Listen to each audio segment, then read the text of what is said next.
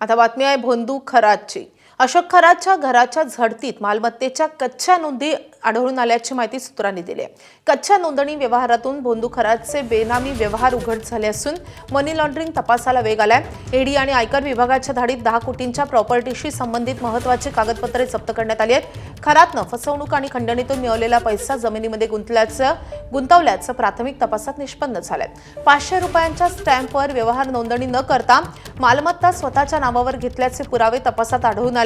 Shell कंपन्या, बनावट व्यवहार आणि नोंद न केलेल्या उत्पन्नाचे धागेदोरे, बँक खाती, सीडीआर आणि आयकर रिटर्नची छाननी सुरू आहे। खरात विरोधात तपासाचा फास आवळत चालला असून मनी लॉन्ड्रिंगचे आणखी गुन्हे दाखल होण्याची शक्यता आहे।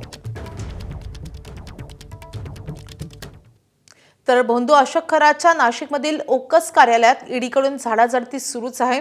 अशोक खरातच्या आर्थिक गैरव्यवहार प्रकरणाची ईडीकडून चौकशी सुरू आहे। या सगळ्याचा आढावा घेतलाय आमच्या प्रतिनिधींनी, आपण पाहूयात।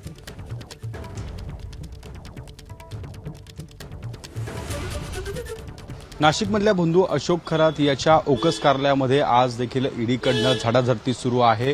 गेल्या काही वेळापासून या ठिकाणी ईडीचं पथक दाखल झालेलं आहे आणि ज्या अशोक खरात प्रकरणामधील आर्थिक गैरव्यवहार प्रकरणाची जी माहिती आहे ती ईडीकडनं घेतली जाते। याआधी देखील भोंदू अशोक खरात याच्या नाशिकमधल्या तृप्तबाला या निवासस्थानी देखील ईडीकडनं झाडाझडती करण्यात आलेली होती आणि आता त्यानंतर आपण बघतो या ठिकाणी जे ओकस कार्यालय आहे या ओकस कार्यालयामध्ये देखील ईडीकडनं जे आहे ते संपूर्ण चौकशी ही केली जाते आहे। आतमध्ये काही महत्त्वाचे कागदपत्र जे आहे ते ईडीच्या अधिकाऱ्यांच्या हाती लागल्याची माहिती मिळते आणि हे जे कागदपत्र आहे ते मालमत्ता संदर्भातली असल्याचं देखील त्या ठिकाणी आपल्याला पाहायला मिळत आहे। आणि एकूण या सर्व संदर्भामध्ये जर पाहिलं तर ज्या भोंदू अशोक खरातने अनेकांना लाखो रुपयांना जो गंडा घातलेला आहे किंवा इतर ज्या प्रॉपर्टी संदर्भातले पुरावे आहे तेच या ओकस कार्यालयामध्ये असल्याचं पाहायला मिळते आणि त्या अनुषंगाने ईडीचा जो तपास आहे तो सुरू झालेला आहे। आणि या सगळ्या संदर्भामध्ये आपण बघतो या ठिकाणी ईडीकडनं काही महत्त्वाचे कागदपत्र जे ते जप्त केले जाणार असल्याची देखील माहिती मिळते आहे।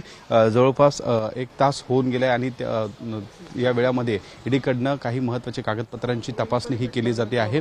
या ओकस प्रॉपर्टी कार्यालयामध्ये काही जमिनींचे खरेदी व्यवहार जे आहेत ते खरेदी विक्रीचे व्यवहार या ठिकाणी होत होते आणि त्या अनुषंगाने काही महत्त्वाचे कागदपत्र जे आहे सोबत या भोंदू अशोक खरात सोबत जे काही मालमत्ता संदर्भामधले भागीदार आहे त्यांची देखील माहिती जी आहे ती या ठिकाणी घेतली जाते आहे। आणि एकूणच या सगळ्या ओकस कार्यालयामध्ये या ठिकाणी ईडीच्या पथकाकडनं काही महत्त्वपूर्ण कागदपत्रांमधून नेमकं काय समोर येतं हे बघणं देखील आता तितकंच महत्त्वाचं असणार आहे। कॅमेरामॅन मंगेश सुरवणेसह शुभम बोडके, एबीपी माझा, नाशिक। एबीपी माझा, उघडा डोळे बघा नीट।